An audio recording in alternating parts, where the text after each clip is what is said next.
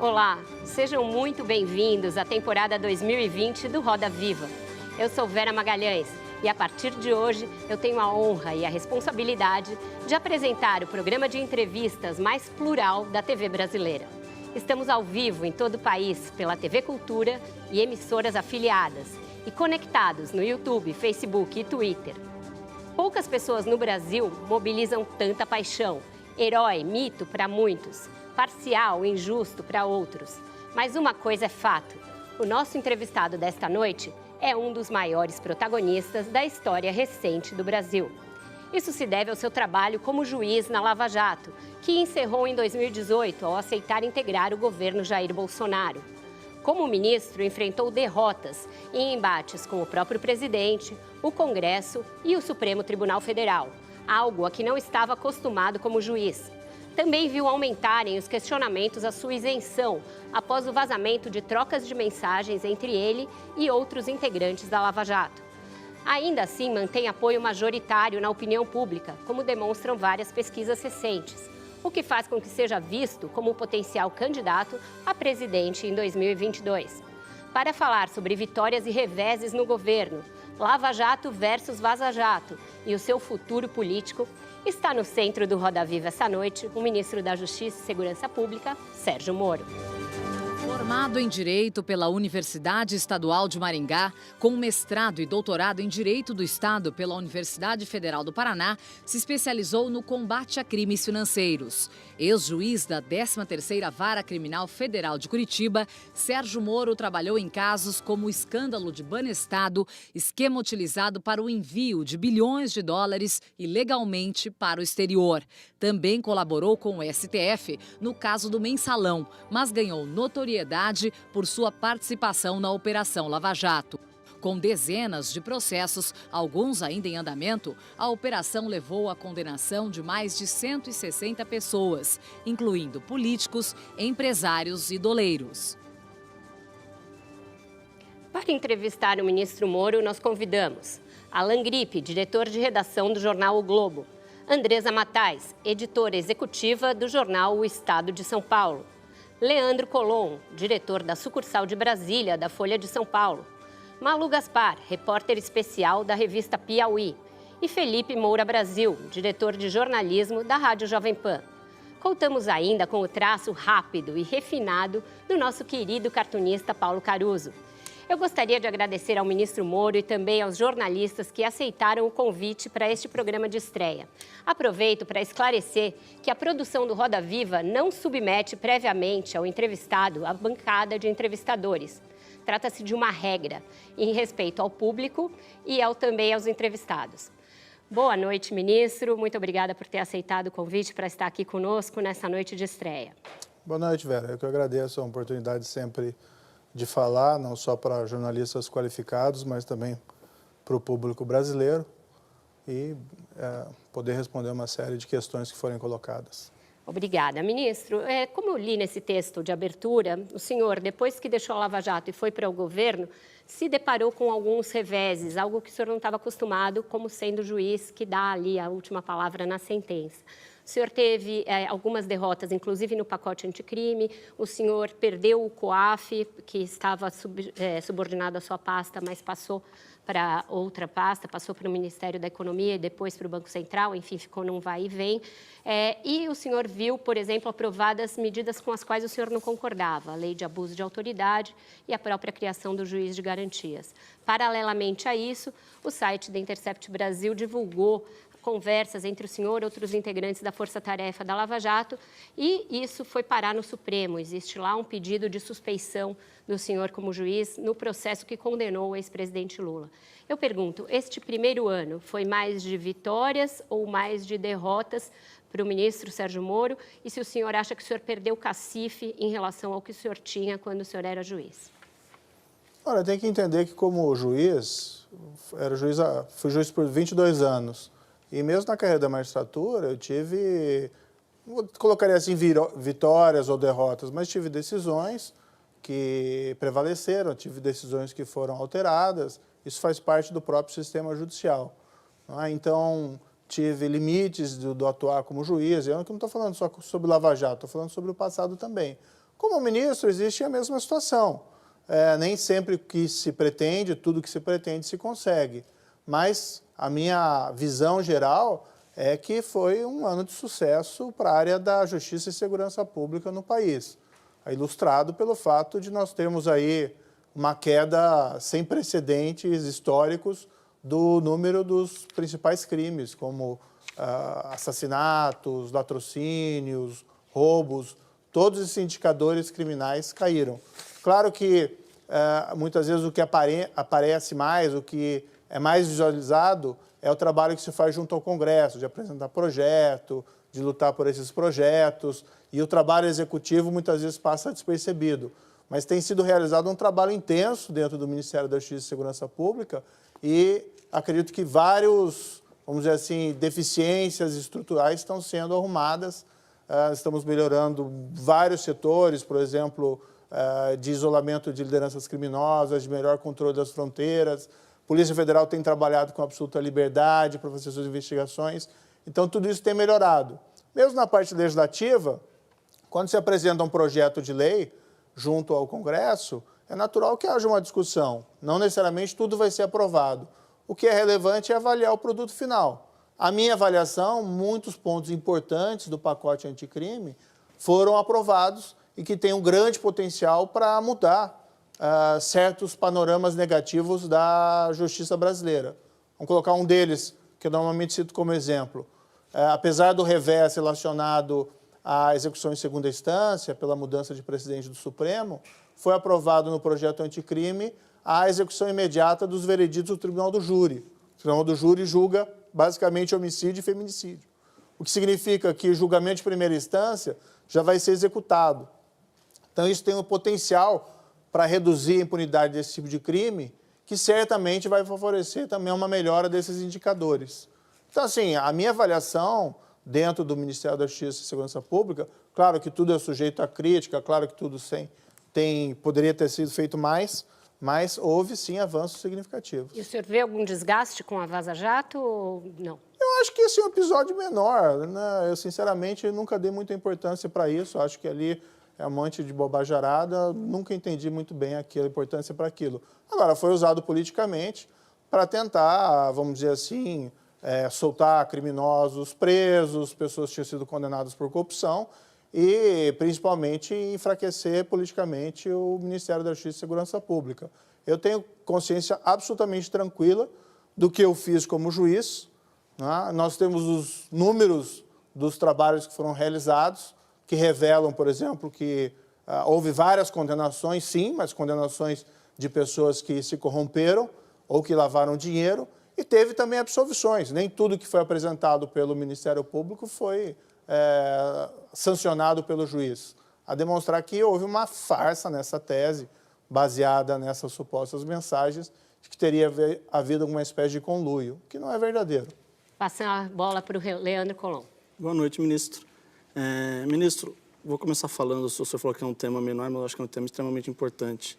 Em 2016, o senhor tomou uma decisão de liberar o áudio de uma conversa entre o ex-presidente Lula e a então presidente Dilma em relação à nomeação dele para a Casa Civil. O senhor falou em obstrução de justiça, transparência, que era para ele evitar uma prisão. E a decisão do senhor acelerou o processo de impeachment da presidente Dilma, mudou o cenário político do país, que teve seu papel, sim, na eleição do presidente Bolsonaro e na sua escolha como ministro da Justiça. As informações divulgadas pelo Intercept e pela Folha contradizem um pouco o seu argumento em relação a 2016. O ex-presidente Lula, naquele mesmo dia 16 de março de 2016, conversou com várias pessoas, inclusive Michel Temer, e não tratou de obstrução de justiça. O seu padrão de divulgação daquele áudio não seguiu o padrão de outros processos. Não foi, ministro, ali talvez não tenha sido o maior erro seu na condição da Lava Jato? Vale a pena tomar uma medida dessa numa investigação de combate à corrupção?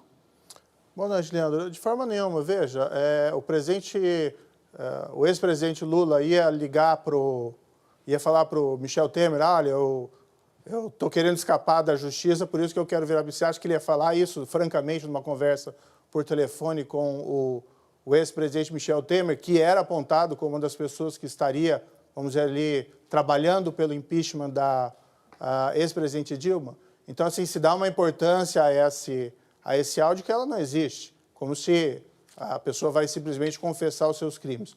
O que foi verificado na época, em 2016, veja, nós estamos falando março de 2016. 16 de março de 2016. O que foi verificado na época, me passaram a informação, olha, existe aqui uma aparente tentativa de obstrução da justiça e os áudios apontavam aquilo, havia áudios nesse sentido, aliás, muito claros nesse sentido, e o que se entendeu a pedido da Polícia Federal, a pedido do Ministério Público, é que aqueles áudios deveriam vir a público, a bem do interesse público, para evitar aquela situação de obstrução da justiça. O interesse era unicamente relacionado àquele processo. Se isso ia ter reflexo ou não, politicamente, impeachment ou não, isso não é responsabilidade do juiz. O juiz tem que tomar a decisão que é correta para o processo. Naquele momento, eu proferi uma decisão fundamentada, argumentei qual que eram os motivos para tornar aquilo público e tornei público, está tudo lá. Pode-se olhar a decisão e falar, não, eu não concordo com a decisão. Mas as razões estão lá, não existem razões obscuras em relação àquela situação. O que existe é, diante de uma aparente situação de obstrução de justiça e que se buscava o foro privilegiado para não responder à investigação mais, ou para não responder a uma ação penal que corria perante a 13ª Vara, a opção foi por tornar tudo público. Mas o ministro Gilmar Mendes, neste Roda Viva, no dia 7 de outubro, ele que deu a liminar cassando a nomeação do presidente Lula em 2016, ele considerou até como ele usou a expressão manipulação, se ele soubesse. Não houve manipulação nenhuma. Ele depois tomou uma decisão aqueles áudios não foram baseada, não houve manipulação nenhuma. Aqueles áudios revelavam que havia uma tentativa de obstrução de justiça pura e simples. Não teve nada disso. Tanto que os áudios, todos os áudios que foram captados, foram encaminhados ao Supremo Tribunal Federal, que pôde fazer a sua avaliação. Então, é muito fácil, em 2016, dizer, não tenho culpa nenhuma, fui manipulado. Não existe nada disso. Ele tomou a decisão dele na época, ele assume a responsabilidade pela decisão que ele tomou. Nada ali foi objeto de manipulação ou qualquer espécie de falsidade. Alan, por favor. Ministro, eu queria falar um pouquinho do seu primeiro ano. A gente percebeu que o senhor teve que abraçar muitas agendas que não eram agendas suas originalmente, né? A mais conhecida é a agenda das armas, né? Mas eu queria citar também a suspensão dos radares nas rodovias federais, né? A suspensão essa que resultou, né, no período em que ela vigorou, em aumento de acidentes, aumento de mortes, ou seja, ela teve um impacto real mesmo. O senhor, nesse caso especificamente, mandou para o Congresso um ofício se posicionando contra isso, né? A minha pergunta é, usando isso como exemplo, por que o senhor abraçou agendas em que o senhor manifestadamente era contrário? Eu incluiria aí o excludente de ilicitude, que o senhor historicamente era contrário e acabou concordando que entrasse a ampliação do excludente de ilicitude no pacote anticrime. Veja, eu fui convidado pelo presidente Jair Bolsonaro para ser ministro e nós assumimos um compromisso de um núcleo duro, né? Combate à corrupção, combate ao crime organizado e combate à criminalidade violenta. Certo que o Ministério da Justiça e Segurança Pública tem outras atribuições, né? Isso tem sido trabalhado. Agora, eu sou ministro do Poder Executivo e existe um chefe do Poder Executivo, existe uma cadeia de comando. E o presidente entendeu, tem a sua política, e política essa que ele nunca escondeu, ele sempre foi muito transparente durante a campanha eleitoral, e algumas decisões são do presidente, e cabe aos ministros, ao Executivo, implementar essas decisões. Havia uma percepção do presidente de que havia um exagero na imposição de multas em rodovias, e ele quis realizar essa decisão de suspensão temporária desses radares. Depois disso foi alterado por uma decisão judicial. Mas isso não lhe causa um incômodo, já que publicamente o senhor se manifestou contrário a essa decisão? Eu não me manifestei publicamente em contrário. Houve um pedido de informações e nós encaminhamos informações ao Congresso. Eu não contrario publicamente o presidente. Existe aí, evidentemente, uma cadeia de comando. Agora, foi uma decisão que ele tomou baseado no entendimento que ele tinha.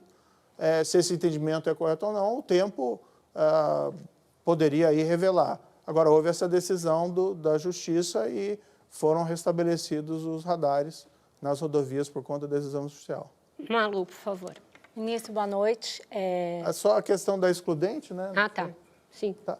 A excludente, houve uma sugestão de uma dessas associações da Polícia Civil, né, dos estados, para a inclusão de uma alteração dentro do Código Penal a respeito, e essa alteração proposta tinha muita semelhança com normas que nós encontramos no Código Penal alemão e no Código Penal português. Por coincidência, no mesmo artigo 33, de ambos os códigos, isso pode ser checado. E a nossa proposta foi exatamente na linha dessa redação desses outros dois códigos, que não tem nada de arbitrários, não tem nada de não razoáveis. Foi colocado num projeto de lei e foi deliberado no Congresso. O Congresso entendeu por não aprovar essa parte específica. Isso é normal, faz parte do jogo democrático. Foi uma proposta apresentada e houve a deliberação do Congresso.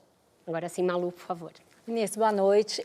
Existe um episódio, mais um da Lava Jato, que eu acho que para mim precisava ser um pouco mais... Eu queria tirar uma dúvida com o senhor.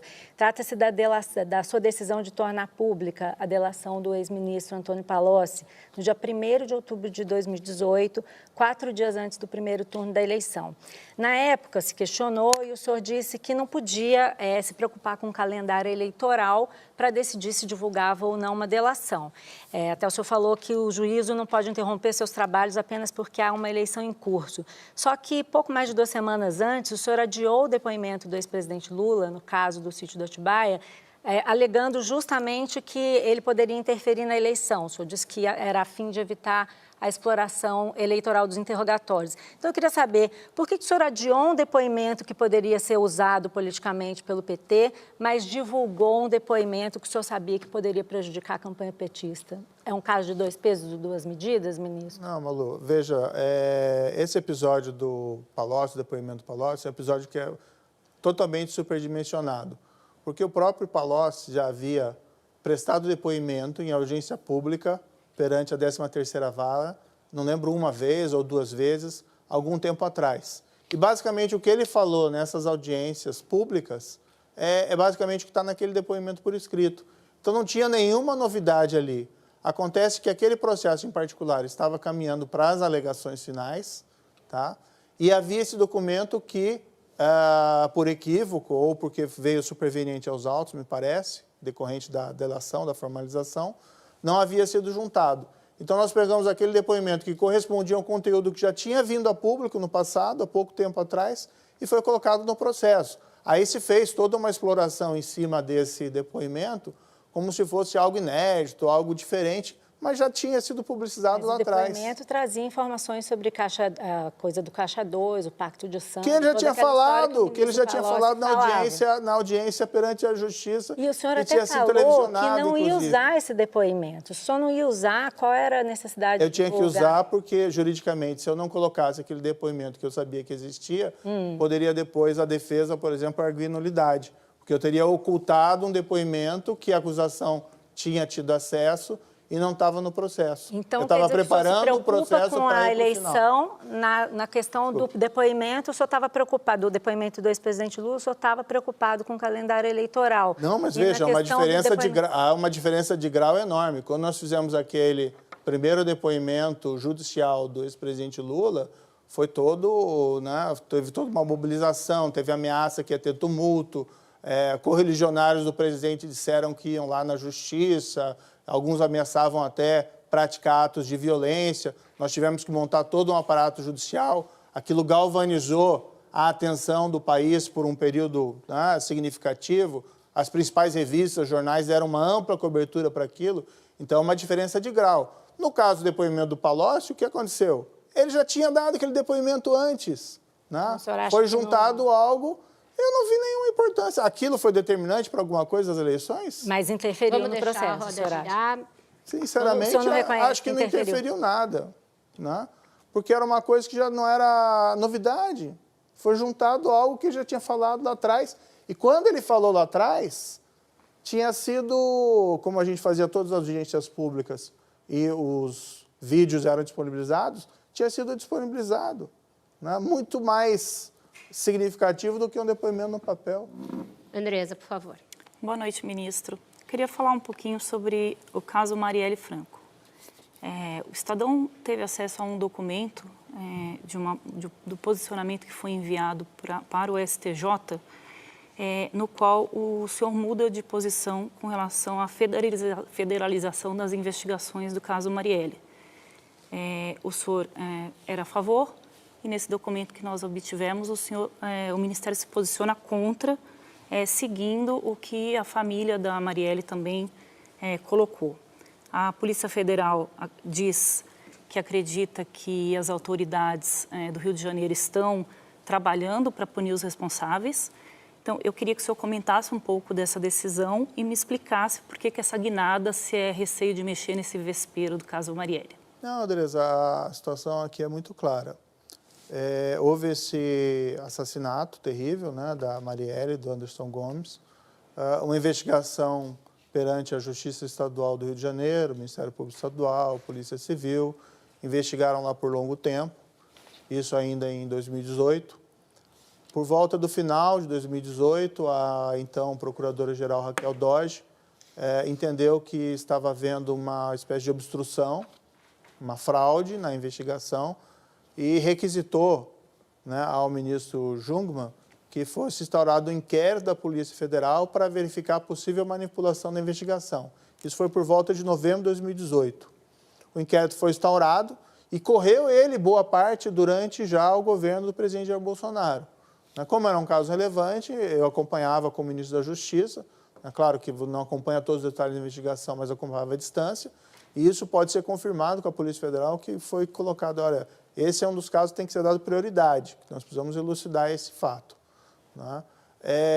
Durante o primeiro semestre, essa investigação prosseguiu e, de fato, confirmou-se que havia sido introduzida uma testemunha fraudulenta dentro da investigação no âmbito da Polícia Civil ou do Ministério Público Estadual. Esses elementos probatórios colhidos pelo inquérito da Polícia Federal foram compartilhados com a Justiça Estadual, o que permitiu que a investigação do Estado retomasse o rumo correto. Excluiu aquela testemunha fraudulenta que estava levando a investigação para uma hipótese probatória falsa. Ou seja, nós fizemos ali, demos o apoio, trabalho da Polícia Federal, mas como ministro lá a gente deu todo o apoio possível para que aquele trabalho fosse realizado. A Raquel Dodge, entre os seus últimos atos, requereu a federalização do caso. Com base nessa apuração da Polícia Federal, e outros motivos, ela entendia que não havia condições, né, da Polícia do Estado, do Rio de Janeiro, continuar com aquela investigação. Isso foi submetido ao STJ. Essa é uma decisão jurídica, que vai ser avaliada ali juridicamente. Eu, no primeiro momento, até me posicionei no sentido, olha, eu acho que é melhor ir para a Justiça Federal. Né? Claro que a Justiça do Estado do Rio de Janeiro tem a sua qualidade, o Ministério Público do Estadual também, a Polícia Civil tem a sua qualidade, mas houve esse episódio anterior e que levantava uma série de dúvidas. No entanto, quando eu externei publicamente essa posição de que achava conveniente essa federalização, familiares, né, da vítima, da Marielle, falaram também publicamente que não queriam que fosse federalizado e que ainda levantaram, aqui com todo respeito, acho que de uma forma não muito justa, de que a ideia de federalizar era para que daí o governo federal, de alguma forma, obstruísse as investigações. O que era falso, porque foi o próprio governo federal, com a investigação da Polícia Federal, que possibilitou, isso já reconhecido amplamente, que a investigação tomasse o rumo correto. Né? Agora, se a família não quer, as famílias da vítima não quer, se há essa colocação do governo, que o governo estaria querendo fazer algo de errado com a federalização, então daí a minha posição que é melhor a gente se afastar. Né? Acho que a palavra, a e o vontade presidente dos Bolsonaro concordou vítima, com essa... tem que ser levado em consideração. O presidente concordou com essa nova posição, é uma posição do governo, de não federalizar mais o caso. Olha, esse assunto foi comentado com o presidente, né? O presidente sempre apoiou, que sempre entendeu que isso tinha que ser investigado, que isso tinha que ser elucidado. Houve essa investigação da Polícia Federal, né? Nunca houve qualquer interferência indevida do presidente, nunca houve qualquer afirmação, não faça isso, não faça aquilo. Sempre se trabalhou para que os fatos fossem da melhor maneira elucidados. Ministro. O nosso desejo Estamos de volta com a entrevista com o ministro Sérgio Moro e o Roda Viva está em primeiro lugar entre os assuntos mais comentados do Twitter. Ministro, o senhor pode terminar a sua resposta, que eu tive de cortá-lo, e depois nós vamos ouvir a pergunta do Felipe Moura Brasil. Não, muito rapidamente. O governo federal é o maior interessado em elucidar esse crime. O governo federal é que é cobrado nos fóruns internacionais, ou até politicamente, por essa apuração. O presidente é um dos grandes interessados, porque tentaram envolver fraudulentamente o nome dele anteriormente. Agora, em que pese a minha opinião de que a Polícia Federal poderia apurar esse fato, se os familiares da vítima se posicionam contra, e ainda levando uma hipótese que, embora infundada, que o governo federal teria algum interesse em obscurecer isso, então é melhor que fique lá no estado do Rio de Janeiro, com a Polícia Civil, com o Ministério Público do Estado do Rio de Janeiro, e, eventualmente, nós damos o suporte que for possível para tentar auxiliar as investigações. Mas não tenha dúvida que o governo federal não tem o menor interesse em proteger os mandantes desse assassinato e que nós somos os mais interessados que esses fatos venham à tona. Felipe, por favor. Ministro, a fuga nesse fim de semana de 75 presos ligados ao PCC, de uma prisão lá do Paraguai, uma fuga cinematográfica por meio de um túnel grande, ela chamou atenção para a dimensão que teve essa organização criminosa e também para a questão das fronteiras. E o senhor citou o controle das fronteiras aí na sua resposta de abertura. As autoridades dizem que o PCC tem laços com o Exército do Povo Paraguaio, o EPP, com as Farc da Colômbia, com o Hezbollah do Líbano. Quer dizer, uma organização criminosa muito poderosa. Numa entrevista recente, a gente lá na Jovem Pan, o senhor disse que não temos recursos humanos suficientes para colocar homens e mulheres de braços dados em toda a nossa fronteira. Nós temos que atuar com inteligência. A gente viu alguns programas no passado, como o VANT, Veículo Aéreo Não Tripulado, que era um equipamento caro, que acabou não avançando, e outros problemas, como falta de verba para viaturas, etc. Então, como atuar com inteligência para controlar essas fronteiras continentais? O que o senhor está fazendo nesse caso específico e, de modo geral, para melhorar a criminalidade no país em termos de você reter drogas e armas que entram pelas fronteiras brasileiras? Felipe, são várias ações, seria difícil enumerá-las todas aqui.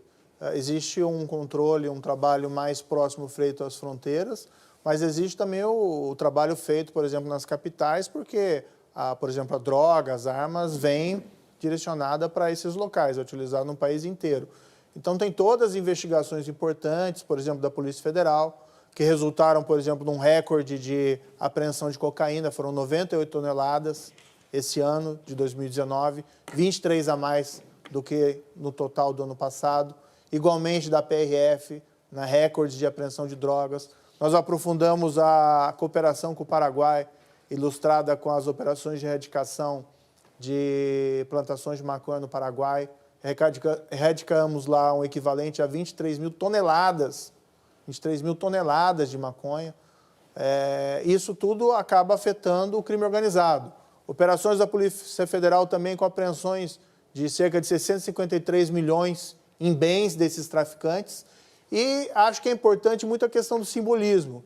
Então, uma das primeiras coisas que o governo federal fez, em parceria daí foi aqui com o governo do Estado com o Estado de São Paulo, foi de transferir as lideranças do PCC, que estavam aqui desde 2006, que deveriam ter sido transferidos depois daqueles atos de 2006, para presídios federais e serem isoladas, não foram, e isso manda um recado errado para o mundo do crime.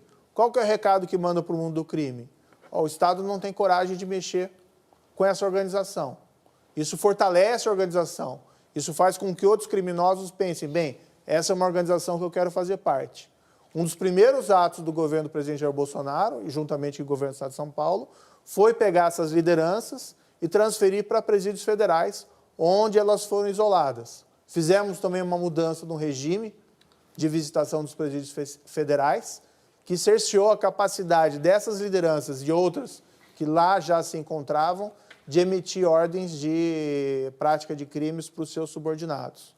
No âmbito das fronteiras, nós temos um programa importante, que é o programa Vigia, que já está em várias fronteiras do país, que é basicamente treinamento e incentivo a polícias de fronteira para atuar mais incisivamente contra o tráfico de drogas, armas e contrabando. E nós criamos, que eu acho que é aí a cereja do bolo no controle de fronteiras, criamos no final do ano passado o que a gente chama de um Centro de Inteligência e Operações de Fronteira, em Foz do Iguaçu, que é um modelo baseado numa experiência norte-americana que eles chamam lá de Fusion Centers, que basicamente a gente coloca sobre o mesmo teto Polícia Federal, Polícia Rodoviária Federal, Receita Federal, COAF, polícias estaduais, polícias de outros países, forças armadas, tudo com potencial de ser expandido, e essas pessoas daí compartilham o quê? Compartilham inteligência, compartilham o banco de dados. Como acontecia no passado, você precisa de uma informação, você encaminha um ofício para uma outra repartição, às vezes esse ofício nunca é respondido, às vezes leva meses, ou às vezes você conseguiu como policial desenvolver uma boa relação, você conhece a pessoa que você precisa de informação, você pega o telefone e consegue, ou manda lá uma mensagem. Esse modelo é diferente, as pessoas estão trabalhando lado a lado. Então, você precisa de uma informação da Receita Federal, é a pessoa que está do seu lado que vai responder. Ela tem acesso ao banco de dados. Tudo isso para a gente integrar. Eles fizeram isso muito nos Estados Unidos a partir do 11 de setembro, onde se teve lá uma avaliação de que, olha, as agências não estão se comunicando. Se a FBI tivesse comunicado com a CIA, com o ICE, poderiam eventualmente ter prevenido o atentado de 11 de setembro. O senhor falou no bloco anterior, numa resposta ao Alan, que o senhor não contraria publicamente o presidente porque existe uma cadeia de comando. Na semana passada, o Brasil se chocou com a exibição de um vídeo de inspiração nazista por parte de um secretário de Cultura do governo do qual o senhor faz parte. Ele foi demitido, mas não se ouviu uma palavra do senhor, como um democrata, em repúdio a essa manifestação. Em dezembro, houve um atentado terrorista à Porta dos Fundos, a produtora Porta dos Fundos, que o senhor também não se manifestou a esse respeito. Não cabe ao ministro da Justiça de um país ser um arauto da democracia e se manifestar quando há incidentes que ferem a ordem democrática do país?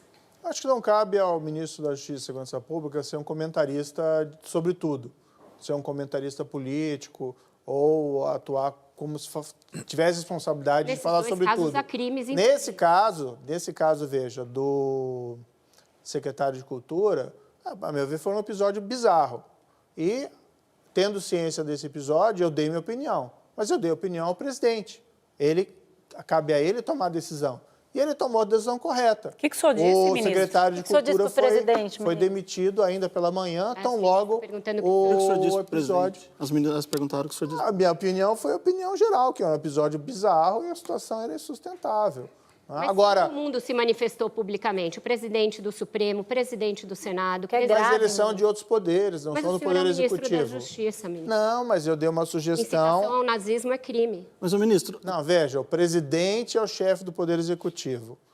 Então, aconteceu algo dentro do Executivo, eu não sou o ministro responsável por aquele setor. Eu dei a minha opinião ao presidente, o presidente tomou a decisão, a meu ver, absolutamente correta, e com rapidez, e o problema foi resolvido. Ele fala pelo Poder Executivo, não os seus ministros. Então, eu dei a minha opinião, dei a minha posição para dentro. Ministro, só pegando carona aqui na pergunta da Vera. E eu não achei necessário sequer falar para fora, porque o presidente falou, o presidente agiu, o presidente falou pelo Executivo. Não precisa ficar secundando. Porque o senhor não se manifesta, ministro, em temas polêmicos. Por exemplo, pegando carona aqui na pergunta da Vera, o presidente Bolsonaro ele ataca a imprensa semanalmente. Ele ofende, agride os jornalistas, manda uma repórter calar a boca, agride a jornalista que escreveu um livro sobre o governo dele. Um relatório da FENAGE mostra que os casos de violência contra veículos e jornalistas subiu 54% de um ano para o outro. E o presidente Bolsonaro foi sozinho responsável por 58% dos ataques, além dos flertes com a AI-5 dentro do governo. Eu queria saber o que o senhor acha do comportamento do presidente Bolsonaro em relação à imprensa. Não, existe a situação que eu mencionei anteriormente, né? Então, por exemplo, eu estou dentro do Ministério, eu tenho os meus subordinados. Subordinados, eu falo com meus subordinados, orientações deles, e as reprovo quando é necessário. Né? O senhor, por exemplo, fala publicamente do seu chefe editor lá, vai. O senhor é um homem público, ministro, o senhor é ministro da Justiça. Eu queria saber o que o senhor acha da postura do presidente em relação à imprensa. Veja, o presente, o que acontece? A minha avaliação, o que eu vejo, que eu vi nas eleições passadas, você tinha um grupo falando que tomando o poder ia regular a imprensa, cercear, a meu ver, entender ali, tanto a liberdade de imprensa como a liberdade do judiciário, se falava que seria necessário uma reforma do judiciário, E, do outro lado, o presidente está dando ampla liberdade à imprensa para fazer o seu trabalho. Claro que isso é um dever, uma obrigação, um mandamento constitucional, mas não se vê qualquer iniciativa do presidente de cercear a liberdade de imprensa. Ele já proibiu a presidência da Folha de São Paulo, ele proíbe repórteres de fazer perguntas, ele proibiu a presença da Folha de São Paulo em certames públicos, e isso foi proibido pelo Supremo Tribunal Federal, assim gestos e não só palavras. Não, parece que na questão da licitação ele voltou atrás, né? Ele anunciou algo e daí ele voltou atrás. Agora, veja, por exemplo, eu fui convidado para vir aqui para o Roda Viva. Se eu não aceitar vir aqui, né, seria uma censura? Seria um cerceamento do Brasil? Não, eu tenho a liberdade de vir ou não vir. Então, agora faz uma pergunta ao presidente e se ele entender que não... Ministro, mandar uma repórter calar a boca é uma tentativa de censura, ministro.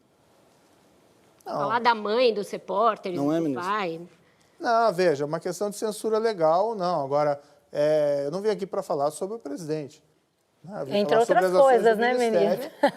E o presidente tem respeitado a liberdade de imprensa. O que acontece, ele tem sido também criticado e muitas vezes ele reage. Ministro, em alguns momentos da vida da gente, a gente às vezes se arrepende de alguma coisa que a gente fez, de alguma escolha. Isso é natural do ser humano. Quando o senhor se depara com episódios como esses, citados pelos colegas, dá aquela mão, o senhor bota a mão na cabeça e fala, meu Deus, o que eu fiz? Troquei os meus 20 anos de magistratura para estar nessa confusão? Ou como é que o senhor... A minha avaliação é que o governo está indo bem, né? O que se vê aqui é uma recuperação econômica.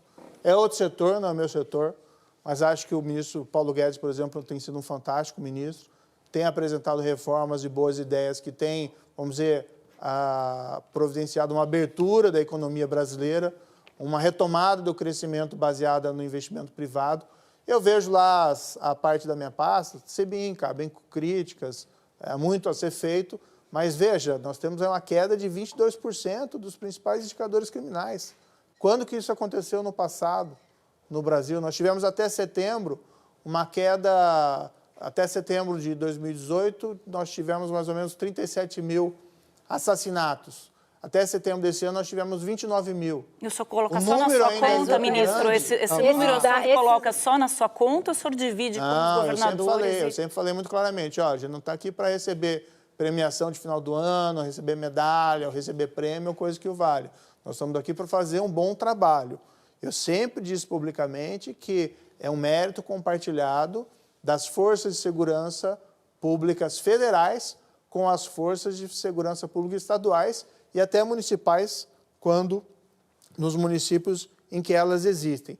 Agora, como existe uma queda a nível nacional e como nós temos apresentado boas ações no âmbito federal na segurança pública, eu não posso deixar de reconhecer que, certamente, a ação do Ministério da Justiça e Segurança Pública também tem um papel relevante nessa queda significativa. Como mencionei, isolamento de lideranças criminosas, tá?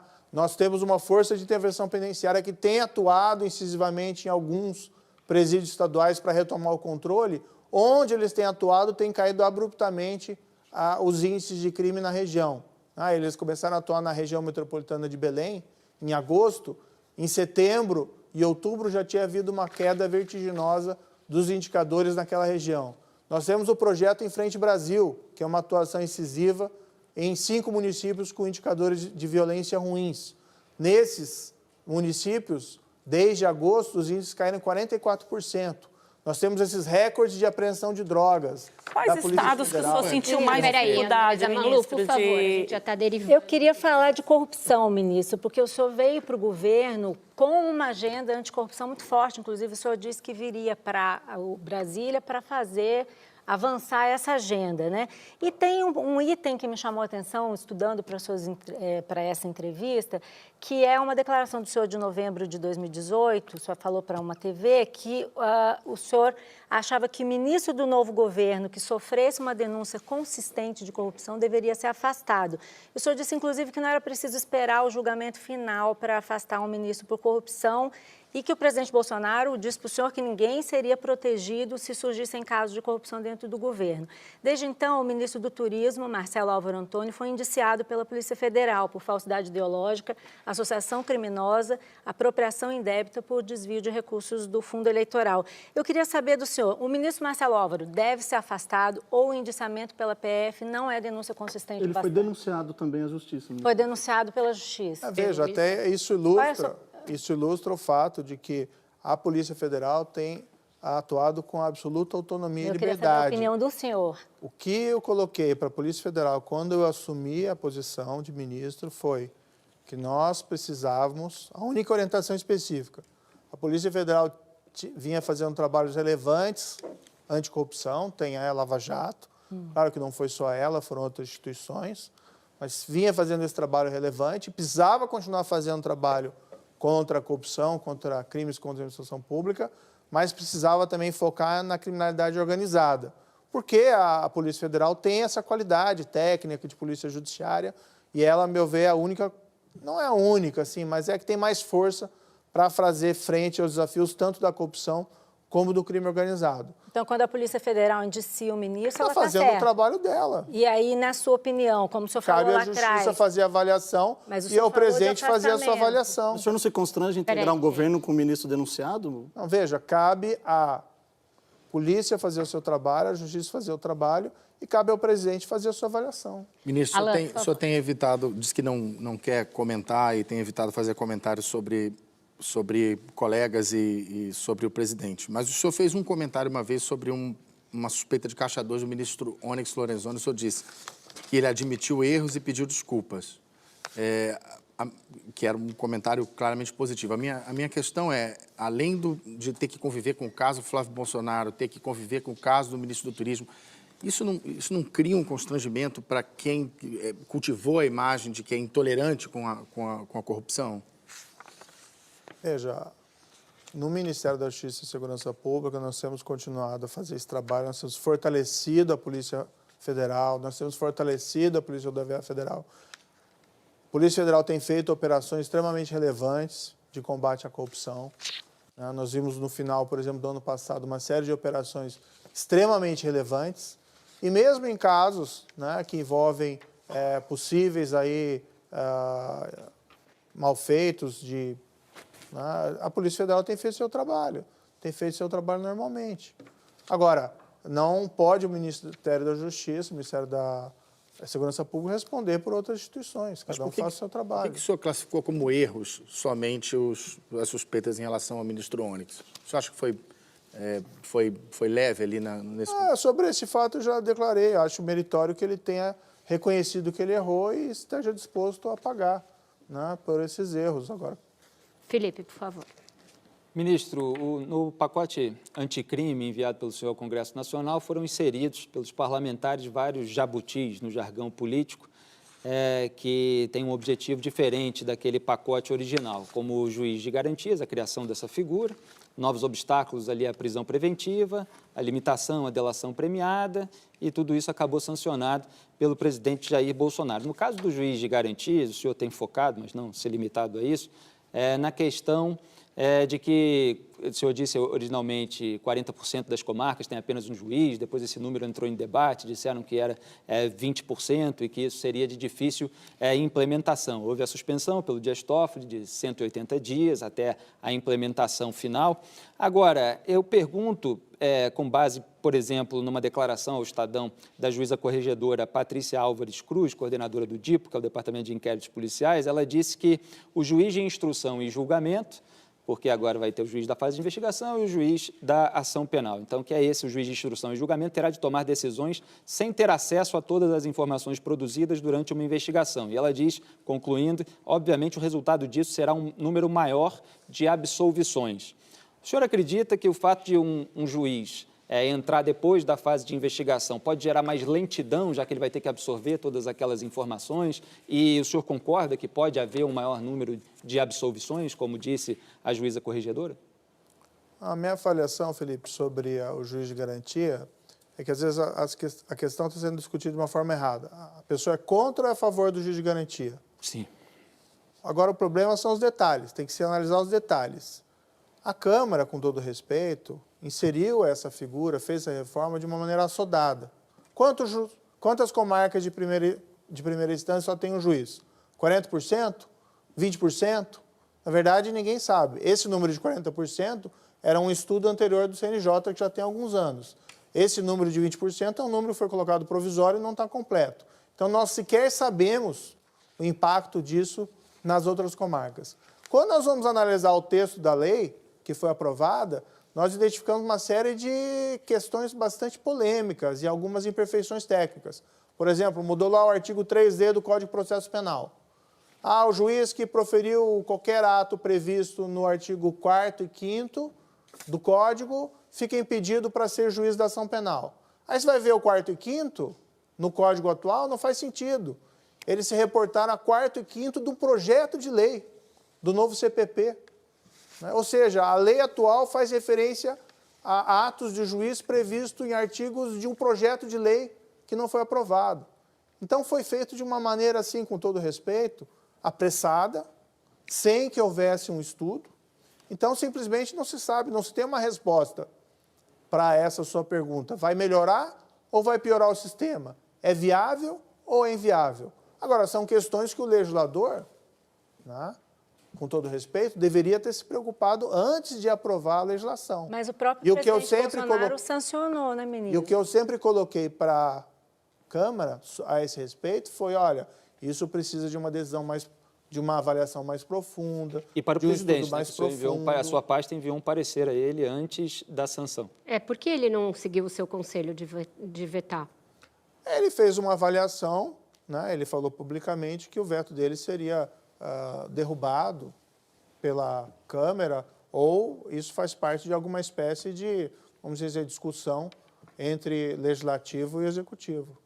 Agora, veio em boa hora a decisão do ministro Dias Toffoli de suspender, certo? Embora eu acho que a legislação colocada dessa forma, ela só pode ser arrumada, né, por nova lei. Então, seria melhor reputar tudo aquilo inconstitucional pela deficiência técnica. Porque, veja, a própria decisão do ministro Toffoli, embora é meritória, eu até elogiei a decisão, começa lá, não vale para tribunais superiores ou para tribunais recursais. Ótimo. Mas quem que devia ter decidido isso? O legislador. Não vale para casos de violência doméstica. Ótimo. Mas por quê? O legislador não falou isso.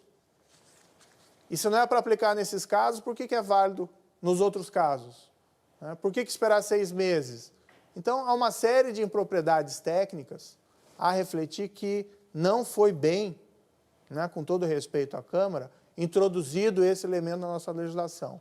Nessas circunstâncias, é melhor voltar ao zero, discutir isso tecnicamente, planejar... Durante esses 180 dias. O senhor acha que o Congresso pode rever e modular durante esses 180 dias? Ou o senhor está dizendo que o Supremo deve acatar a inconstitucionalidade? Olha, a posição do Ministério da Justiça e Segurança Pública sempre foi muito claro. Para saber se é o caso de mudar, a gente precisa saber onde nós queremos chegar.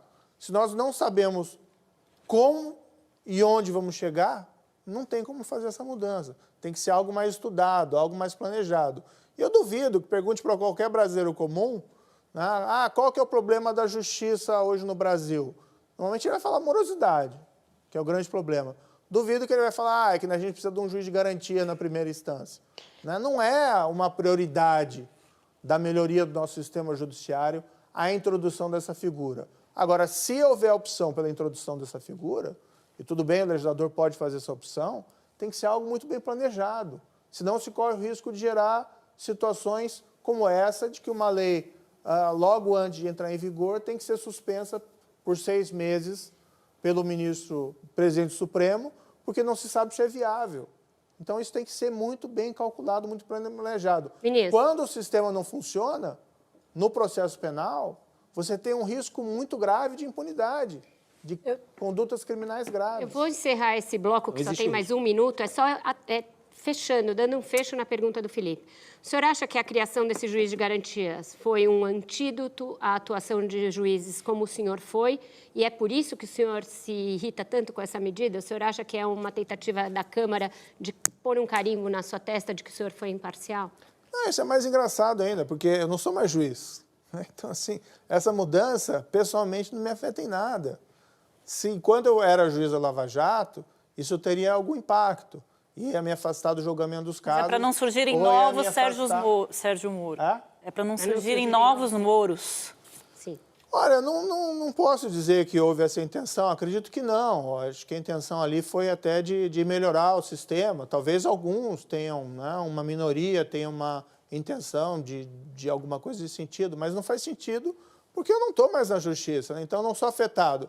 Agora, o que eu acho, como ministro da Justiça e Segurança Pública, eu precisei me posicionar, porque é um caso que envolve a aplicação da lei, a aplicação da justiça, e eu acho que para ter uma mudança abrupta no sistema, tem que ser bem planejado. Estamos de volta com o Roda Viva, entrevistando o ministro Sérgio Moro, e agora a pergunta da Malu Gaspar. Ministro, eu queria voltar à questão da tramitação do pacote anticrime, porque diz respeito à sua relação com o Congresso Nacional.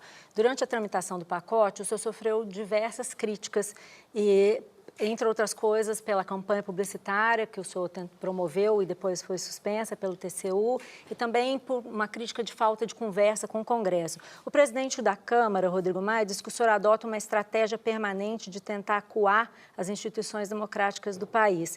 E o ministro Bruno Dantas, que suspendeu a campanha, disse que somente uma mente totalitária, sombria, pode utilizar recursos públicos para manipular a população contra os canais de democracia representativa. Na prática, se eu entendi bem, o que eles estão dizendo é que o senhor usa a sua popularidade para forçar os limites institucionais no Brasil. O que o senhor tem a dizer sobre isso?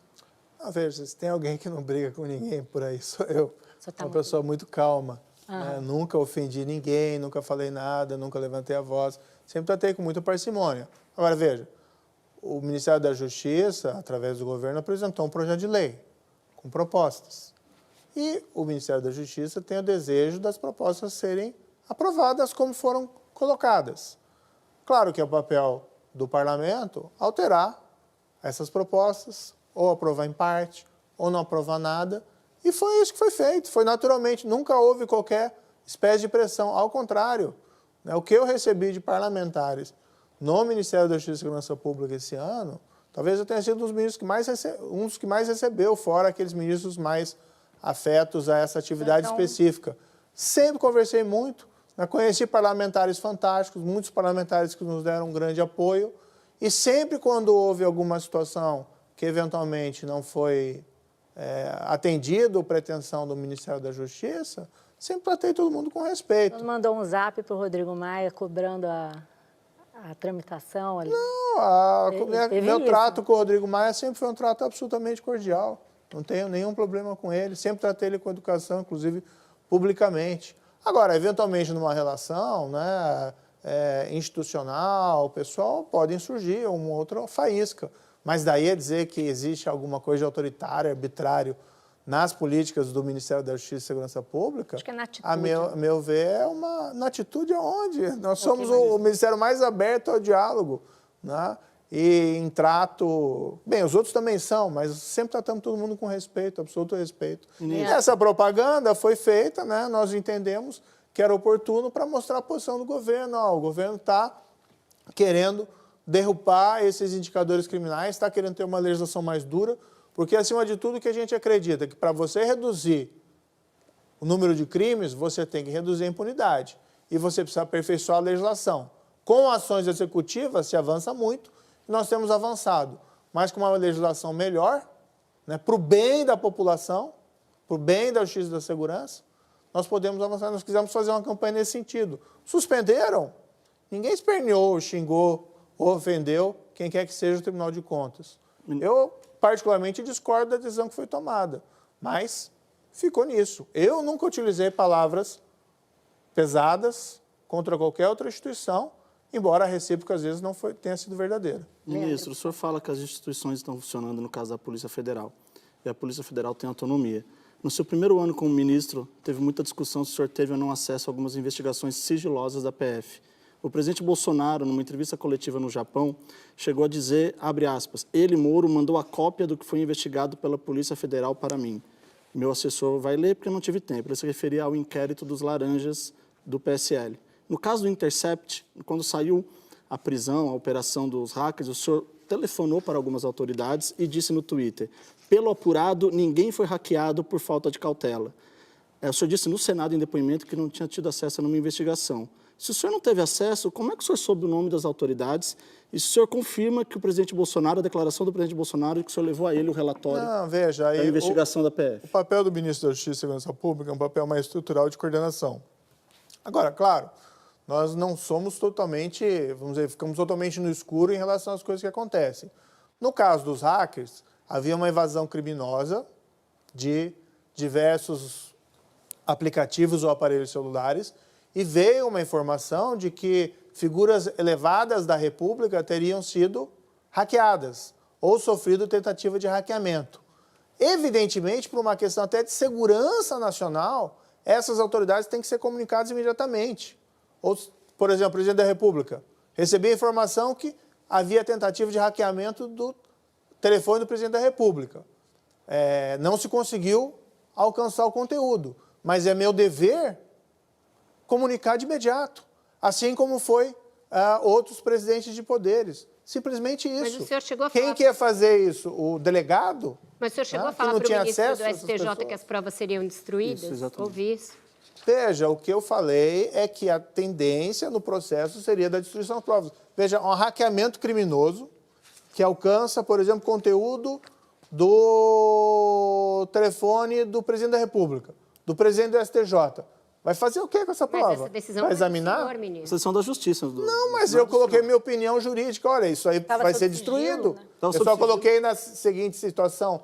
Evidente que a Polícia Federal não tem nenhum interesse em examinar esse material, porque aí estaria dando aso àquela violação criminosa da privacidade do presidente da República, do presidente do STJ. Não acha que é muito Agora não palpite sou num eu. assunto que interfere diretamente no senhor, ministro? Não, agora não Toda sou parte eu. interessada, ministro. Não sou interessado em nada. O senhor era um Eu estava hackeado. comunicando o presidente dos poderes por uma questão de segurança nacional de que o telefone deles tinha sofrido tentativa de hackeamento e era necessário esse alerta de imediato. Ou simplesmente ia deixar que eles prosseguissem utilizando aqueles terminais contaminados sem tomar qualquer providência. Então, a única coisa foi essa. E, evidentemente, quem decide se destrói ou não destrói o material é a Justiça, é lá na investigação, não é o ministro. Mas, evidentemente, eu comuniquei que a Polícia Federal não iria devassar aquele conteúdo, até porque aquelas pessoas tinham sido vítimas de um hackeamento criminoso. E sobre os inquéritos... ministro, minha pergunta. Absolutamente natural. O presidente Bolsonaro disse que o senhor entregou cópia para ele. Não, esse episódio também já foi falado, refalado 200 mil Vou vezes. falar novamente, ministro. Então tá Explica bom. pra gente. Explica para Mas gente. assim, saíram em todos os jornais, inclusive na Folha de São Paulo, em manchete, sobre aquela investigação, Foi revelado pela Folha. né, sobre aquela investigação, e naquela data tinha havido buscas e apreensões, né?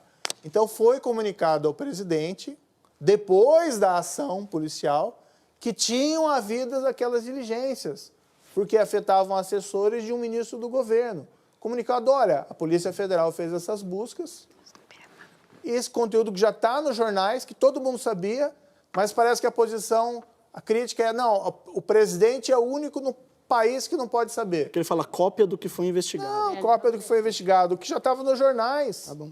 Estava estampado nos jornais. Agora, o presidente é a única pessoa no país que não pode saber, né? Tá todos os jornais, ele não precisava nem ter o relatório, nem precisava ter minha informação, basta ler os jornais. Agora, eu sou ministro da Justiça e Segurança Pública. A Polícia Federal faz essas diligências ostensivas. Está todo mundo sabendo. É evidente que isso comunica ao presidente. Alain, por favor. Ministro, o senhor reclamou, pelo menos se posicionou publicamente em relação ao episódio do juiz de garantias, né? Mas na maioria dos casos, nesse primeiro ano, o senhor optou por não reagir publicamente, né? A minha pergunta é a seguinte: por que esse comportamento dúbio, né? Tem uma linha vermelha? Até onde vai a paciência do ministro Moro? Olha, a paciência às vezes é infinita, viu? Mas, por Em exemplo, quando português, foi colocado claro, aqui... no Twitter tem muito isso. Até quando o senhor está disposto a engolir sapo, ministro? Traduzindo em Eu quis português. evitar essa expressão, mas já que a Não, Vera... mas eu não estou falando de nada dentro do executivo, estou falando de fora. Por exemplo, ali foi colocado que, na pergunta anterior da Malu, né, que alguns criticam que o ministro está intimidando as instituições. Nunca fiz isso. Agora, como membro do Poder Executivo, eu tenho presente que, por exemplo, se eu discordo de alguma decisão tomada por algum outro poder, existem algumas limitações institucionais do que eu devo, até onde eu posso me expor, até onde eu posso expor a minha posição. Assim como esses outros poderes têm relação às posições dentro do Poder Executivo. Então, é uma questão mais institucional de estabelecer ali uma boa relação. No caso do juiz de garantias, eu já havia externado a minha posição pública contra, e, a meu ver, ali, por ser uma mudança estrutural tão significativa, mas tão mal preparada, eu me senti na obrigação de externar a minha posição, mas sempre coloquei com muito respeito. Falei, olha, a Câmara não andou bem, com todo respeito, em aprovar, precisa pensar melhor isso, se colocou lá em comarca de juiz único, vai funcionar por um rodízio. Que rodízio é esse, né? Rodízio de... Por exemplo, hipoteticamente, se o presidente voltar a tentar trocar o comando da Polícia Federal, como já quase aconteceu uma vez, o senhor aceitaria isso calado? Isso é uma pergunta especulativa, né? Não cabe tipo de...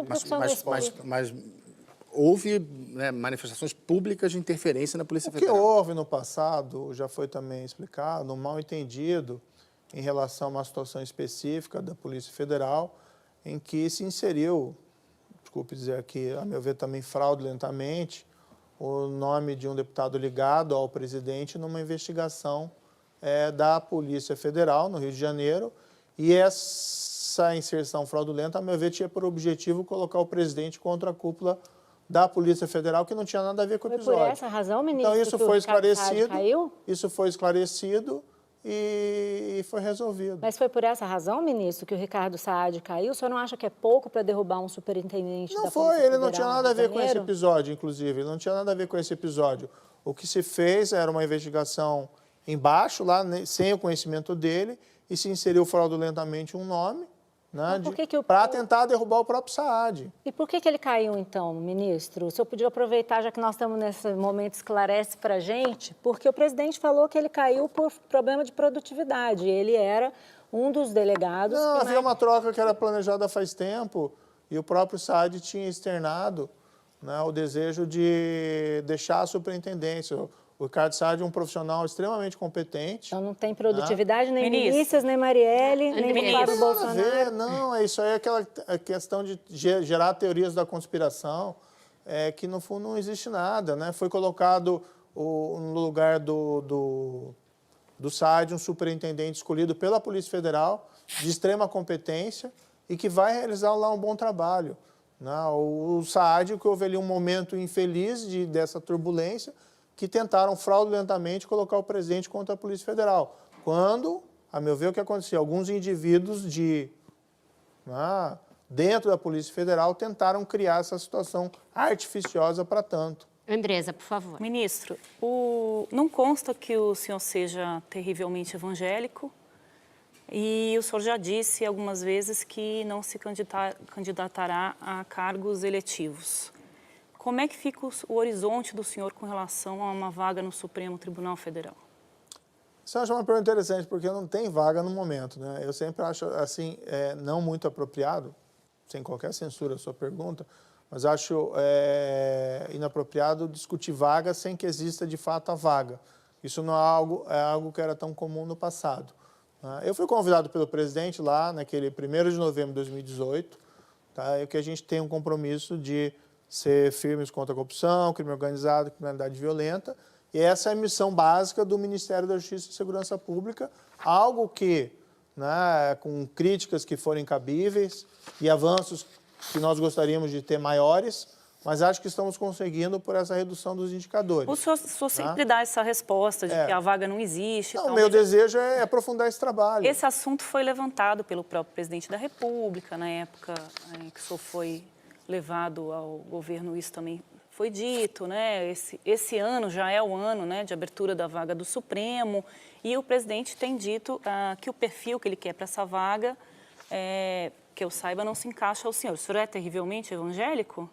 Qual que é a sua... Acho que o presidente vai decidir isso aí no momento quando surgir a vaga. É uma expressão que ele utilizou, né? Eu, na verdade, não sou evangélico, muita gente acha que eu sou evangélico, eu sou católico. Esse é um dos fatores que podem ser levados em consideração. Acho que a principal é a credibilidade, reputação, honestidade, conhecimento jurídico.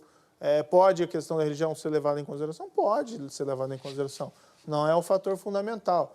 Mas essa é uma decisão que certamente o presidente vai tomar somente quando surgir essa vaga. Antes o que existe é só uma especulação. Posso indicar o fulano X, posso indicar o fulano Y. Né? Eu tenho um grande respeito lá pelo ministro Celso de Mello, acho que ele foi um dos grandes ministros do Supremo Tribunal Federal. Então, assim, esperar surgir a vaga Ainda é, né, e ministro? o presidente... Felipe, ele ainda é. Sim, e o presidente vai tomar a sua decisão no momento apropriado. Felipe, por favor. Ministro, voltando aqui aos jabutis inseridos no seu pacote anticrime, a discussão sobre o juiz de garantias, dada a complexidade e a falta de compreensão de muita gente, acabou ficando em primeiro plano e ficou em segundo plano a discussão sobre a limitação à delação premiada. Quer dizer, agora os colaboradores só vão poder falar dos crimes de que têm conhecimento relacionados diretamente aos fatos investigados, não vão poder falar de outros. Então, qual é a sua posição exatamente a respeito disso, dentro dos limites institucionais que o senhor se impõe? E quais são os casos de colaboração premiada que o senhor acompanhou nos seus 22 anos de magistratura que não se repetiriam agora e que foram importantes? Eu tenho uma avaliação sobre esse dispositivo. O Ministério da Justiça e Segurança Pública opinou pelo veto, para evitar uma interpretação errada. Mas a minha interpretação que eu faço desse dispositivo é a seguinte: se quem redigiu tinha essa intenção ou não, não sei. Mas a minha interpretação é a seguinte: que o delator é obrigado a revelar todos os fatos atinentes àquele crime em relação ao qual ele é acusado, inclusive em relação a cúmplices. Mas em nenhum momento a norma tem o efeito de proibir que ele revele outros crimes, porque não faz sentido essa interpretação. Não vamos ouvir o que o senhor tem a dizer sobre... Não, eu tenho um outro esquema de corrupção aqui que eu queria revelar para as autoridades, acho importante. O Ministério Público, a polícia... Não, isso o senhor não pode falar para nós. Tapa os ouvidos. Para mim é uma interpretação que é... Mas essa é a interpretação que está vigorando por aí. Não foi ainda aplicada. Para mim é uma interpretação que não se sustenta. Sinceramente, para mim é até ridículo. Então, se foi colocado isso com essa intenção, e eu não tenho certeza se realmente foi isso, acho que ela não vai ter o efeito pretendido. Pelo contrário, acho que a tendência, tanto dos juízes como dos promotores, como dos policiais, vai ser interpretar que o que ali se estabelece é que é um dever estrito do colaborador de revelar todos os fatos atinentes ao crime em relação àquele coacusado, sem prejuízo de revelar outros. Eu não vejo outra interpretação possível, porque senão é algo assim tão sem sentido. Agora, para evitar qualquer controvérsia, nós opinamos pelo veto. Mas eu, sinceramente, se fosse juiz, agora não sou mais, eu jamais ia interpretar no sentido de que isso proíbe o colaborador de revelar tudo o que ele sabe. E aí provavelmente teria recurso ao Supremo para definir exatamente isso? Eu acho que é um contrassenso dizer que um criminoso que se dispõe a revelar os seus crimes não pode revelá-los num acordo de colaboração. Para mim é uma interpretação tão estapafúrdia desse dispositivo que não acredito que alguém em sã consciência pode entender que essas revelações sobre outros crimes que não que é objeto da acusação seriam de alguma forma nulas e inválidas. E são delações como a do Palocci, né? Só para concluir os exemplos que o senhor viveu na magistratura, de colaboradores que falaram sobre vários crimes diferentes, não necessariamente ligados diretamente àqueles fatos originais investigados. Mas isso vai gerar outra controvérsia de interpretação, porque, veja, as revelações de vários dos colaboradores na Operação Lava Jato, havia muitos fatos diversos, mas havia um tronco comum. Tanto que eles foram denunciados por associação criminosa, organização criminosa, e o Ministério Público tentava, e a Polícia Federal, descrever aquilo como fazendo parte de um todo. Então, daí vai chegar, e se esse crime que ele é acusado faz parte de um conjunto maior, ele não vai poder revelar? A meu ver, impor a mordaça é um negócio que, se nós formos interpretar nesse sentido, nós estamos fazendo uma inovação a título mundial que nós vamos merecer alguma espécie de troféu, por exemplo, de... Estamos de volta para o quarto e último bloco da entrevista com o ministro Sérgio Moro. Ministro, existe uma relação de morde-a-sopra entre o senhor e o presidente Jair Bolsonaro. Isso ficou muito evidente aqui ao longo desse programa. Ele, muitas vezes, tem contrariado o senhor, tem ignorado suas sugestões, mas existe, parece, um limite que ele sabe que ele não pode transpor, sob pena de perder o senhor e ganhar um adversário eleitoral em 2022. Existe um episódio narrado no livro Tormenta, da jornalista Thaís Oyama, em que ele teria se irritado com a sua postura no caso da investigação contra o seu filho, Flávio Bolsonaro, teria cogitado demiti-lo e o ministro, o general Heleno, teria dito que se ele fizesse isso, acabaria o governo. A gente viu várias manifestações em que a sua figura se sobrepõe à do presidente. O senhor, inclusive nas pesquisas, é o único que ombreia com ele incapacidade de vencer. O senhor é hoje o ministro indemissível do governo Jair Bolsonaro? Não, veja, essa avaliação de eventual animosidade entre o presidente e eu, na verdade, é uma avaliação que é você que está fazendo, né? Eu, na verdade, tenho uma relação ótima com o presidente, tenho uma relação muito boa. E sobre esse episódio do livro, eu não li o livro, né? Saiu agora, né? Então é recente. Eu, parafraseando um famoso escritor, diria que os boatos sobre minha demissão foram um tanto quanto exagerados. Não foi bem assim. Houve, sim, um problema muito relacionado àquela questão que mencionei há pouco, né, da fraude envolvendo uma investigação da Polícia Federal, depois o fato foi devidamente equacionado. Mas nessa situação da paralisação das investigações do COAF, não houve outra animosidade? O senhor não teve uma conversa dura com ele no Palácio da Alvorada? Nós nunca tivemos situações assim de que um gritou com o outro ou um saiu gritando, como eu vi. Não estou dizendo no livro, porque eu não li o livro, né? Mas eu nunca vi em jornal falando isso, nunca aconteceu isso, né? Então, o que existe muitas vezes é uma rede de boatos, às vezes uma coisa vai aumentando e tal, mas a relação com o presidente sempre foi absolutamente cordial, né? Muitas vezes até também brincadeiras, piadas, não tem nada de anormalidade. E ele tem dado um apoio, né, grande, veja só, ele fortaleceu a Polícia Federal. Nós tínhamos um concurso em andamento, ele dobrou o número de convocados, mais do que dobrou, ele dobrou o número de convocados também da Polícia Rodoviária Federal. O orçamento do Ministério da Justiça e Segurança Pública esse ano está muito bom. Ano passado mesmo nós herdamos um orçamento que era do governo anterior, que não era dos melhores.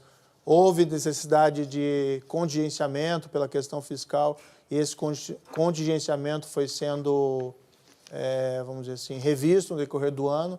Tivemos uma excelente execução orçamentária. Então, assim, tem muitos boatos que são exagerados, mas, enfim, a relação é ótima. Ministro, além de um ministro denunciado por crime eleitoral, hoje há um caso de conflito de interesse dentro do Palácio do Planalto. A Folha revelou semana passada que o secretário de Comunicação, Fábio Van Garten, é dono de uma empresa que tem contratos com TV e agências que recebem da SECOM. Ele dá o dinheiro para a empresa que tem contrato com a empresa dele. Se o presidente Bolsonaro pedisse um conselho para o senhor que foi magistrado, o senhor que conhece a legislação, o que o senhor diria a ele? Se ele pedir, eu vou dar a ele. Não, conta pra gente. Não, para os jornais publicamente. É como aquela questão própria do...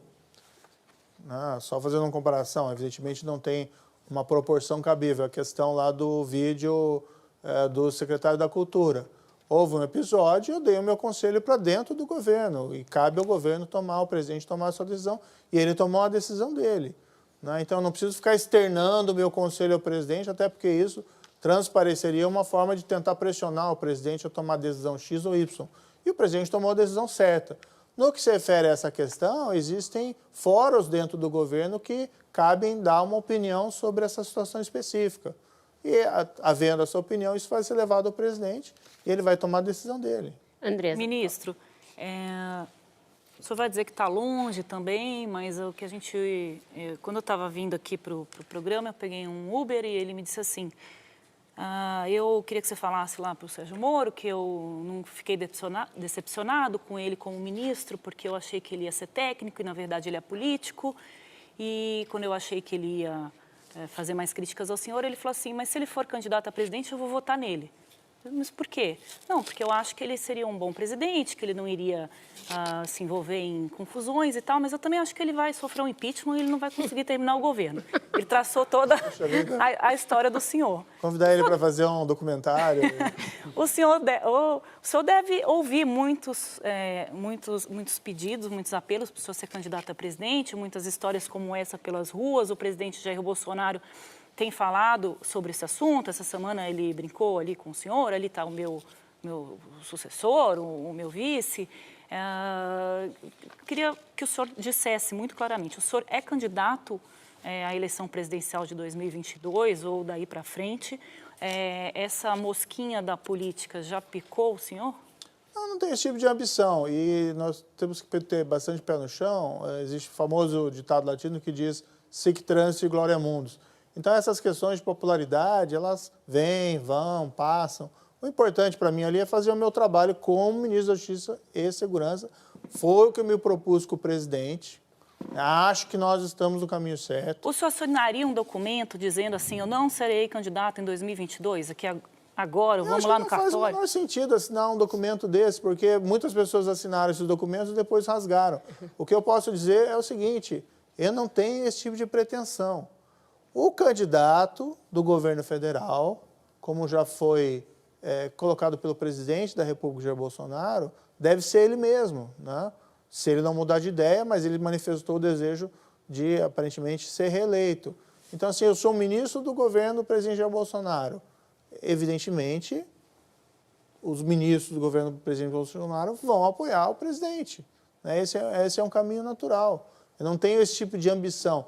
Veja, eu já fui juiz lá por 22 anos, tive casos muito difíceis. O pessoal fala em Lava Jato e tal, mas tive casos envolvendo o Fernando Beiramar, tive casos envolvendo o PCC, tive muitos casos complicados de tráfico de drogas e lavagem. Sempre geraram momentos de tensão. Na Lava Jato, também, isso se agudizou, porque, além de tudo, né, teve esse foco muito grande da opinião pública, da imprensa, e a perda de privacidade foi muito grande. Como ministro também não é um trabalho assim tão simples. Não que eu estou reclamando, que eu fiz essas opções, são essas escolhas. Eu não tenho o direito de reclamar. Mas o que eu posso dizer é assim, a minha vida já é suficientemente complicada. E o que me interessa é fazer meu trabalho bem no presente momento. Estou pensando lá em daqui a 10 anos, daqui a 15 anos. Eu posso simplesmente completar esse período de 4 anos como ministro e ir para a iniciativa privada, né? Vai ser, em tese, espero, né? Às vezes se engana, espero que seria mais sossegado. Pode não ser também, às vezes tem uma ilusão. Malu. Eu sempre prometi tirar um ano sabático, né, fora, no exterior, estudando. Aí tem algumas dificuldades, problema também de dinheiro, coisa assim. O dólar está alto, né? Mas é algo que eu queria fazer e não tive oportunidade até hoje. Ministro, eu queria falar sobre Vaza Jato no seguinte sentido. O senhor sempre diz sobre esse caso que o senhor não sabe dizer se os diálogos são, como é que se diz? Autênticos, verídicos. E também que, se forem, caso forem, não fica claro ali que tenha havido nenhuma fraude processual ou inserção de nenhuma prova no processo. Mas alguns diálogos, entre os quais até o senhor admitiu que poderiam ter ocorrido, inclusive a história de passar uma fonte para o Ministério Público, indicar uma pessoa que teria alguma informação para o Ministério Público, o senhor até já disse que foi um equívoco. O senhor também, naqueles diálogos, aparece discutindo se uma operação deveria ser adiada ou não, e também recomendando ao Ministério Público que não recorresse do habeas corpus de um executivo da Odebrecht. O artigo 254 do Código Penal diz que o juiz deve se dar por suspeito se ele for amigo ou inimigo de uma das partes ou se ele tiver aconselhado qualquer das partes. O senhor não acha que esses diálogos se inserem nesse aconselhamento? O senhor não orientou a investigação? Eu entendo que da Vaza Jato que fica isso, né, ministro? Primeiro, existe um hackeamento criminoso. Esse material nem poderia ser considerado. 2, não foi demonstrada autenticidade. O senhor nunca negou o conteúdo. Eu não tenho essas mensagens porque eu falei publicamente, eu abandonei esse aplicativo Telegram em 2016, 2017, sei lá. Na época que teve lá o escândalo das eleições americanas, que tinha receio de invasão russa e aquele aplicativo era russo, né? Daí eu olhei que, não, bem, melhor deixar fora. E saindo do aplicativo se perdem lá as mensagens se ficar num período de atividade por mais de 6 meses. Então, não tenho como realizar esse comparativo. Algumas dessas mensagens que eu fiz, o que eu percebi, olha, o que tem aí é um sensacionalismo. Mas vi lá uma algumas pessoas mensagem se falando lembram. assim, o Ministério Público, eu vou requerer a prisão preventiva de X. Aí, eu supostamente falando, se for requerer, a prova tem que ser muito robusta. Se essa troca de mensagem aconteceu, isso é algo absolutamente normal, isso não é conselho nenhum. Outra que eu vi lá, o juiz Moro orientou busca e apreensão da Polícia Federal. O que eu vi na mensagem? A mensagem supostamente atribuída a mim, dizendo que se a Polícia Federal for realizar a busca, que faça com discrição. Isso é algo que consta nas próprias decisões. Isso é algo normal dentro de uma conversa entre juiz policial e juiz e Ministério Público. Isso acontece todo dia em todos os fóruns judiciais. Agora, o que foi feito?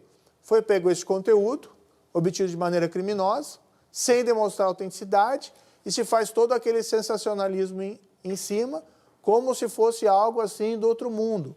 Não teve ninguém que foi condenado injustamente, não teve ninguém que foi condenado sem prova nesse caso. O que você teve foi um esquema criminoso que afetou a Petrobras, que envolvia pagamento de suborno em todo e cada contrato da Petrobras, e isso alimentava diretores da Petrobras, gerentes da Petrobras, partidos políticos e agentes políticos. E não foi só para financiamento ilegal de campanha, como eu vi num documentário recentemente aí que foi divulgado, tive a curiosidade de ver esse final de semana, viu, então? E se fala lá que é financiamento e tal, etc. Não, enriquecimento ilícito dessas pessoas. Essas pessoas se locupletaram com a Petrobras durante mais de uma década, comandando esse esquema criminoso e quase quebraram a empresa. Quem foi condenado foi porque cometeu o crime. Não existe nada diferente disso. Não existe nenhuma dessas mensagens que apareceram que indica qualquer fraude, qualquer conluio, qualquer espécie de má conduta por parte minha. Eu estou absolutamente tranquilo em relação ao que fiz. Mas agora a Polícia Federal tem as mensagens. O senhor não tem interesse em fazer uma perícia para ver se elas são verídicas ou não? O senhor nunca negou o conteúdo delas, ministro? Eu não tenho o conteúdo mais delas. O que eu disse foi que, se os conteúdos que forem apresentados forem verdadeiros, não existe nenhuma fraude ali praticada. O que existe é absoluto sensacionalismo. Eu vi lá um caso lá que saiu um pouco dessas mensagens, mas que foi divulgado pela Folha de São Paulo. O juiz Moro dá uma palestra, cobra a entrada e doa o dinheiro para o Pequeno Cotelengo, que é uma entidade de caridade lá em Curitiba que atende crianças com graves graus de deficiência. O juiz Moro não informou no cadastro do TRF4 que deu essa palestra. E foi colocado aquilo com destaque pelo UOL, pela Folha de São Paulo, durante todo um dia. O juiz Moro dá uma palestra. Puxa, falar juiz Moro é complicado, né? É terceira pessoa. Mas, enfim, eu dei uma palestra, o dinheiro arrecadado foi direcionado a uma filantropia, pessoas com deficiência, crianças, adolescentes. E a Folha de São Paulo me acusou de má conduta naquele caso. A mesma coisa nas mensagens. Não existe uma mensagem ali daquelas que foi revelada que revela qualquer espécie de má conduta ou fraude da minha parte. E não reconheço a autenticidade. E as mensagens, nós vamos examinar as mensagens obtidas por hackeamento criminoso? Não cabe. Então, com essa discussão, a gente encerra, infelizmente. O nosso tempo está esgotado, a discussão está muito boa. Eu agradeço muitíssimo ao senhor ministro, agradeço também ao Alan Gripe, à Andresa Matais, ao Leandro Colom, à Malu Gaspar e ao Felipe Moura Brasil.